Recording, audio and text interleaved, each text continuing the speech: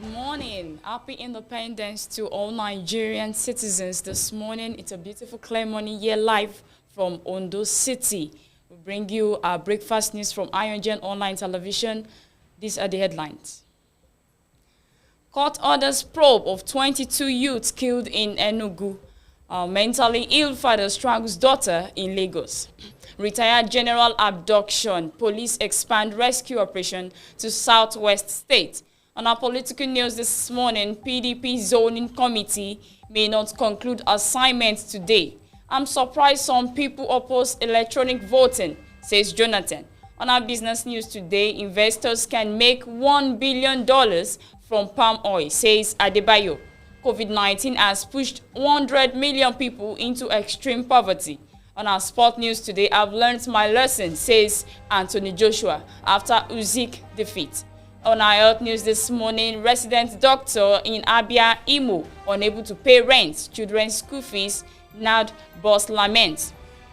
Now, foreign news this morning, Sarkozy ex-French president jailed for violating electoral law. On our entertainment news this morning, how Davido helped me at the grassroots level, actress Toyin Abraham. So the full details coming up next. Court orders a probe of 22 youth killed in Enugu. The Enugu State High Court has ordered Governor Ifeanyi Ugwuanyi of Enugu State to institute a judicial commission of inquiry into the gruesome murder of 22 unarmed youth by the Nigerian security agencies in Enugu. Enugu M reported that no fewer than 22 youths were extrajudicially killed by combined security operatives made up of Nigerian Army, Nigerian Air Force, Police, Department of Security Services, and the Nigerian Security and Civil Defense Corps on August 23, 2020 at MNA in Enugu East Council area of the state. Trouble had started when operatives of the DSS attacked youth suspected to be members of the indigenous people of Biafra, who were playing football and other forms of game at the community high school, MNA, and started shooting them. The youth in their numbers were overpowered two DSS operatives after they had allegedly shot two of them and killed them also. Then the then State Commissioner of Police, Ahmad Abdurrahman, deployed joint security agents who allegedly shot and killed 22 youths, including women who were returning from church service that morning, and labeled them IPOB members. Since the incident, the state government has not condemned the killing or probed the incident, despite the governor's visit to the scene shortly after the incident. However, the state government instead denied that nobody was killed except two DSS operatives. Angered by the state government denial, the registered trustees of Christian Network and Community Development and ANO dragged the governor to court. The development praying that it should mandate the governor and his management to investigate the killing and ensure that those involved were brought to justice. Ruling in the case in suit number E569M 2020 between registered trustees of Christian Network and Community Development and Ano V, Governor of Enugu State, and Ano on Wednesday, the presiding judge, Justice C.C. Ani, ordered the governor to institute a panel of inquiry into the killing. Mentally ill father strangles daughter in Lagos. A suspected mentally ill father has been arrested for allegedly killing his daughter in Lagos State. Gathered that the man was with his daughter when he suddenly started behaving strangely at their house. It was learned that the suspect, while warding off an imaginary attack on his daughter, held her family with his arms and allegedly strangled her. Efforts by the victim to rescue her way out of her father's grasp reportedly proved abortive. A source told our correspondent that the victim lost consciousness and died. Retired general's abduction. Police expand rescue operation in southwest states.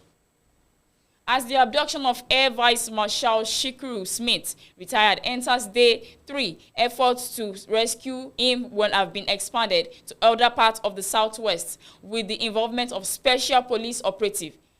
Operative, otherwise known as the Amotekun Corps, were also said to have been deployed to assist the police in combining forests to track down the kidnappers. A police source who spoke to our correspondent on Wednesday said Ogun and Oyo State, among other states in the region, were working with the Lagos State Police Command to rescue the retired general. Southwest states are now involved in the ongoing operation to rescue the retired general. All the special police operatives from this state will join forces with Lagos State to track down the kidnappers. Also, Amotekun has been directed to join the operation and trail the kidnappers on land, while the Marine Police will monitor situations in the waterways. The source said the Force Public Relations Officer, CP Frank Umba, when contacted on Wednesday, said the police would spare nothing in rescuing the officer. We are on the matter. We have mobilized all our resources. Investigation is still ongoing, he added. Reported that 5 special police teams coordinated by the Lagos State Police Command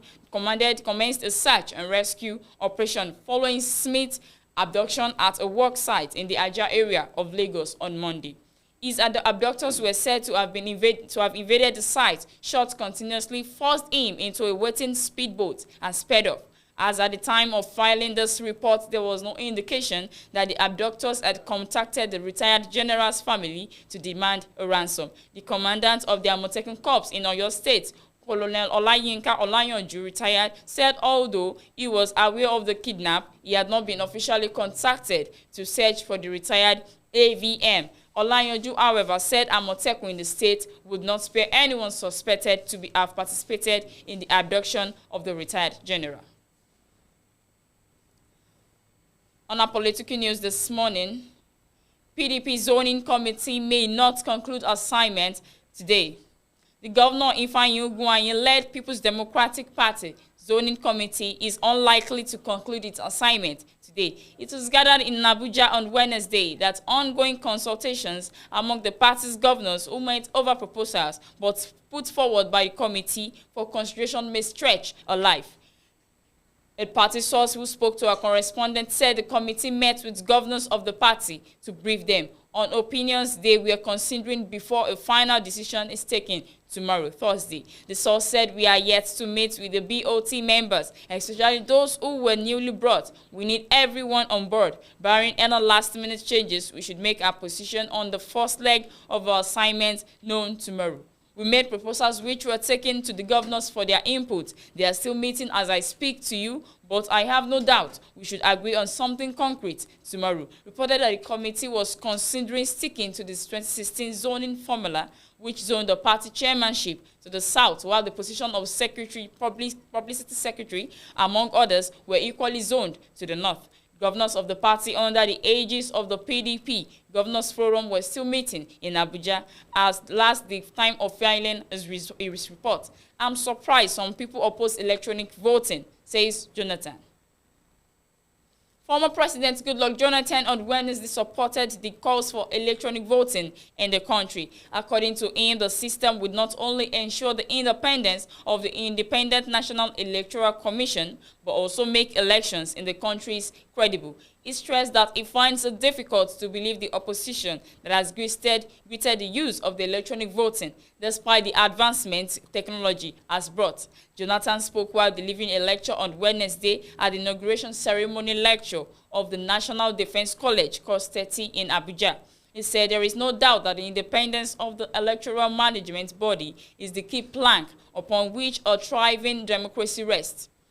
In Nigeria, the agency with the constitutional responsibility for this role is the Independent National Electoral Commission. There is the need for those involved in the ongoing electoral reforms to review their efforts. That way, they will be able to determine whether they are advancing the cause of democracy by working to enhance and project the constitutionally guaranteed duties of INEC or seeking to encumber the body with unnecessary posturing, capable of negatively affecting the exercise of its independence in the conduct of elections, and ask themselves tough questions. I have always made the case that electronic voting is the way to go. If we truly desire to secure the credibility and integrity of our elections, it is difficult, therefore, to understand why the argument against the possibility of electronic transmission of election results continues to persist, despite all the advancements made in information and communication technology over the years. If we truly desire to deepen the roots of democracy in our land, we should not seek to reverse the progress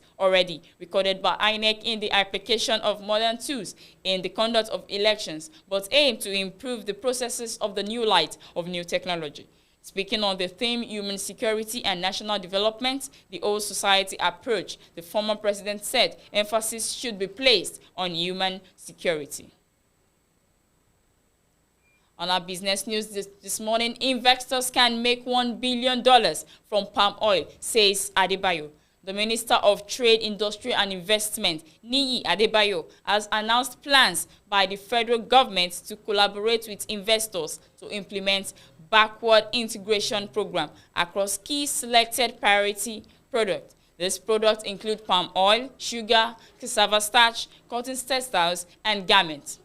Adebayo disclosed this on Thursday during his address at the second Anderson African-Europe Bridge Conference, held virtually. A statement issued by his spokesperson, Ifedayo, said.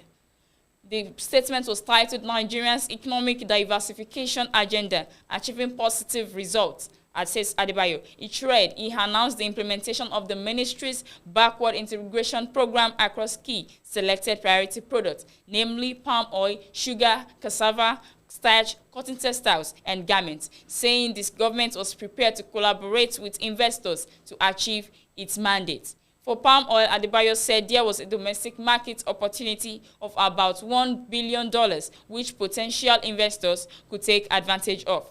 On cassava starch, he said while Nigeria remained the largest producer in the world, the minister said a significant domestic supply gap existed with more than 95% of cassava starch while still being imported.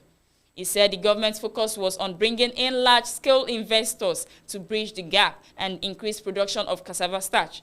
Speaking on cotton, the minister told the gathering that the government's strategy was to leverage on the special economic zones for garment production for both local markets and exports. He declared that the government was committed to the establishment of special agro-processing zones across the country so as to reduce post-harvest losses, increase value addition to farmers, and enhance rural employment. Adebayo said the government was partnering with the African Development Bank to achieve its goals in this regard, adding that the ministry will be willing to collaborate with potential partners in different areas of this project.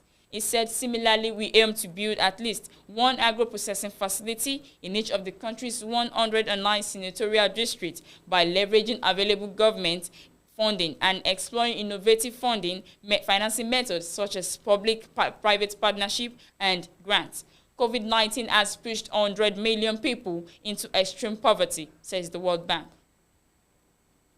The World Bank Group has called on lower-income countries to prioritize concessional financing and avoid the high interest rate financing that has become increasingly problematic. According to a statement issued by the World Bank Group President David Malpass, gave the advice when he visited Sudan. Malpass said the COVID-19 crisis has resulted in increased poverty rate again after decades of steady decline. It has pushed nearly 100 million people into extreme poverty, with several 100 million more becoming poor, many of them in middle-income countries. As of mid-2021, over half of IDA countries, the world's poorest countries, are in external debt distress or at high risk of it. The situation could worsen if commodity prices are volatile, interest rates increase, or investors lose confidence in emerging markets. This is also a time of proactive debt management to reprofile payments while international interest rates remain low. In many places around the world, poverty is rising, living standards and literacy rates are falling, and past gains on gender equality, nutrition, and health are sliding backwards.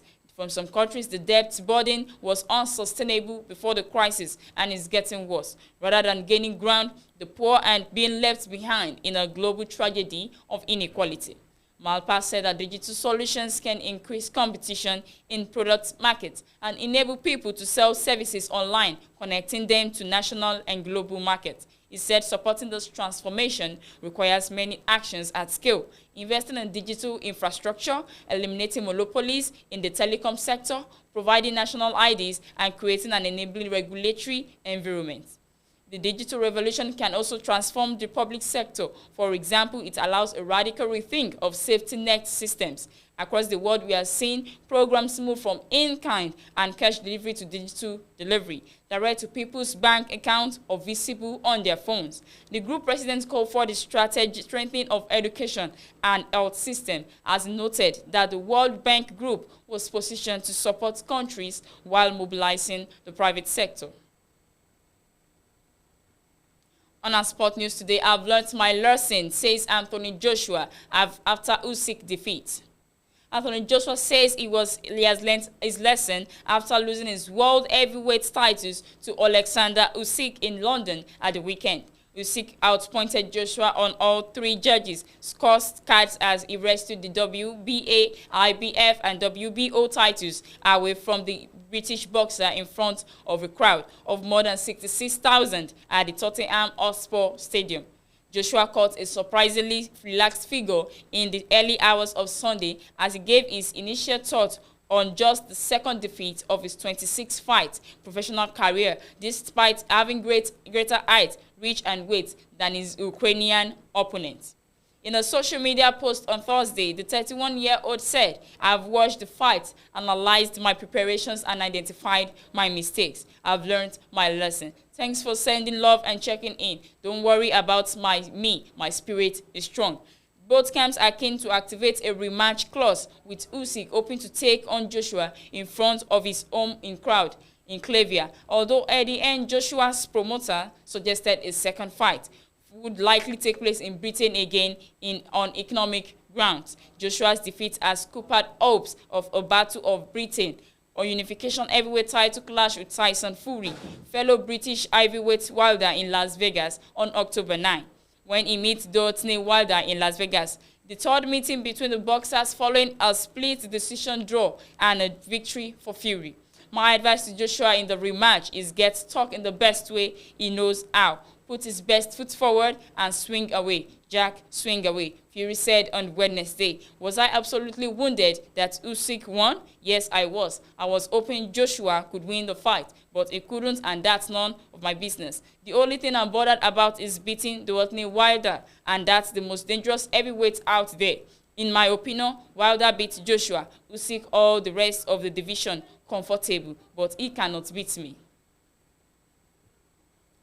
On our health news this morning, resident doctors in Abia, Imo, unable to pay rent, children's school fees, NAD burst lament. The president of the National Association of Resident Doctors, Dr. Dare Ishaya, has expressed concerns over the conditions of resident doctors in Abia, Imo, Ekiti, and Ondo states who are being owed salary arrears for months. Dr. Ishaya said members of the association in Abia, Imo, Ekiti, and Ondo states are grappling with hardship amidst the rising cost of living. Gathered that resident doctors in the state are currently owed 20 months, 6 months, 4 months, and 4 months salary arrears respectively. Speaking in an interview with a correspondent, Ishaya said the doctors who are on salaries are going through serious psychological stress, noting that they are unable to pay the rent of their children's school fees. The conditions of these doctors can only be imagined because the economy of the country is not blossoming, that one can look for alternative sources of income. So they have been forced to be in a very precarious situation, not by their own making, but because they have not been paid. They cannot pay their house rent, even to get money to go to work. Just imagine the psychology of such a doctor coming to attend to a patient and thinking of how his family will be fed and how his children will go to school and thinking of how to come back to work, yet he is attending to patients, he said. According to him, all doctors should be treated as stakeholders in the health sector. We are all stakeholders in the health sector of this country, and we are stakeholders in Nigerians' polity. Let's not look at other persons as if they are lesser than others. Doctors need to get basic facilities to work with their salaries, need to be paid. They are begging to feed and at times as an association. We have to make calls for help to other doctors from across the country to contribute a certain amount to sustain them while they hope to be paid. It is quite unfortunate that we find ourselves in this kind of situation and we still don't know the reasons behind the non-payment, he said. Pleading for payment of doctors' salary, Ishaya said, they are really suffering and we all want well-meaning Nigerians to look into these issues and prevail on these state governors to pay our members' salaries. On our foreign news this morning, Sarkozy ex-president jailed for violating electoral law. A Paris court has found former French President Nicolas Sarkozy guilty of illegal spending during his 2021 re-election bid. He was sentenced to 1 year house arrest for breaking the country's campaign spending laws. Sarkozy, who was France president from 2007 to 2012, was guilty of spending 22.5 million euros, that is $26 million, which is almost twice the maximum legal amount on his 2012 legal re-election bid, but he lost to socialist Francois Hollande. The court said Sarkozy knew the legal spending limit and ignorantly failed to supervise all additional expenses. According to France 24, despite the fact that Sarkozy was caught up in several investigations and scandals, he still remains an influential figure among French conservatives. The ruling came 7 months after the former French president was found guilty of corruption and influence peddling and sentenced to 3 years in prison, with 2 years suspended. The former president, alongside 13 others, were also found guilty, including former campaign staff members, party officials, aides close to Sarkozy, and former executives at Baïga. They were all convicted on Thursday and handed prison sentences ranging from 2 years to 3.5 years, some of that time suspended and some under house arrest. Sarkozy has denied being aware of the false billing, was not charged with wrongdoings in that regard, but the charges of illegal campaign financing relate only to the overspending, which he had already paid a fine. Sarkozy has also claimed to be extremely busy with his presidential duties and had not been involved in the campaign budgeting. On entertainment news this morning, how Davido helped me at the grassroots level. Toyin Abraham said this. Nollywood star Toyin Abraham revealed that award-winning singer Davido helped her when she was at the grassroots by being there for her when she needed him. The actress took to an Instagram page on Thursday to share how Davido helped people at the grassroots, despite the fact that he was an international star. Earlier, Davido had announced that his event at the O2 Arena in London, and Abraham reported it saying, "Omo nla big child, everyone go support my little brother at Davido. Show if the love you've shown me will be there live and direct. See you." Apparently, some fans attacked her for her post, and as a result, she shared a recent one to tell them about her relationship with the music star. She said, "These people don't know that Davido was there for me when I needed him. He didn't think of me as being grassroots when he decided to help me. And now the world needs to know that one good turn deserves another. He's international now, but still relates with the grassroots. And this would continue to pave way for him because we recognize real people, and David is one. All these people attacking are just not intelligent people because almost every artist in Nigeria started off as a grassroots. Let David continue to be the supporter that he is, and this is only just the beginning of his greatness. And he should also know that I love him so much." And that will be that on our breakfast news. We'll be right back.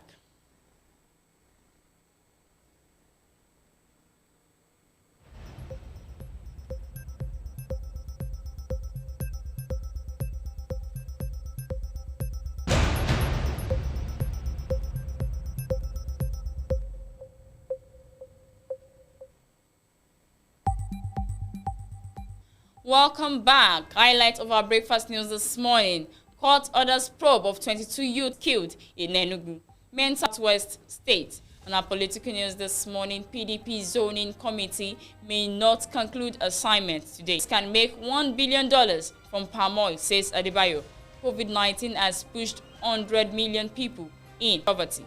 On our sport news, I've learned my lesson, says Anthony Joshua after Usyk defeat. On our health news, resident doctors in Abia, Imo, unable to pay rent, narrowed by boss lament. On our foreign news this morning, Sarkozy, ex-French president, jailed for violating electoral law.